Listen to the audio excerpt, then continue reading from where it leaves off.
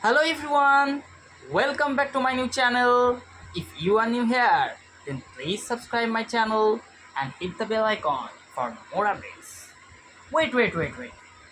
Have you a lot of confusion about their uses?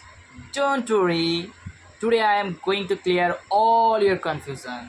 So let's start. On, over, above, up এই প্রত্যেকটা এগুলো preposition এবং প্রতিটাই উপরের দিক বোঝাতে ব্যবহার করা হয়। অন সাধারণত একটা জিনিসের উপর আর একটা জিনিস ঠেকে আছে এমন বোঝাতে ব্যবহার করা হবে। For example, the book is on the table, টেবিলের উপর বইটা রয়েছে কিন্তু ঠেকে আছে। I am sitting on the chair, আমি চেয়ারের উপর বসে আছি, টাচ করে আছি, সুতরাং অন হবে। ওভার সাধারণত উচ্চ স্থান বোঝাতে ব্যবহার করা, অর্থাৎ অনে যেমন ঠেকে থাকবে ওভারে কিন্তু ঠেকে থাকবে না, অনেকটা উপরে থাকবে। For example, the fan is over my head, পাখাটা আমার মাথার উপরে রয়েছে, ঠেকে নেই, অনেকটা উপরে রয়েছে।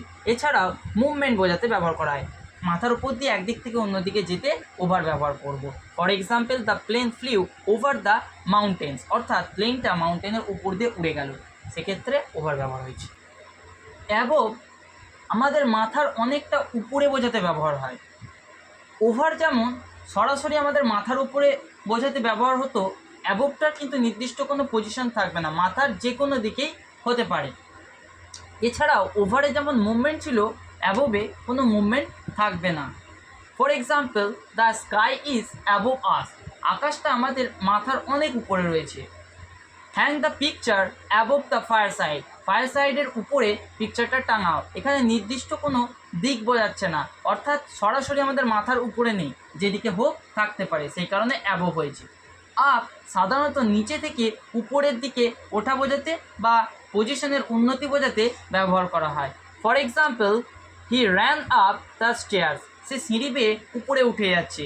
The smoke rose up the chimney, chimney থেকে ধোঁয়াটা উপরের দিকে উঠে যাচ্ছে, সেই কারণে আপ হয়েছে। The sun is dash our head at noon, এর অ্যান্সার কী হবে সেটা তোমরা কমেন্টে জানাও।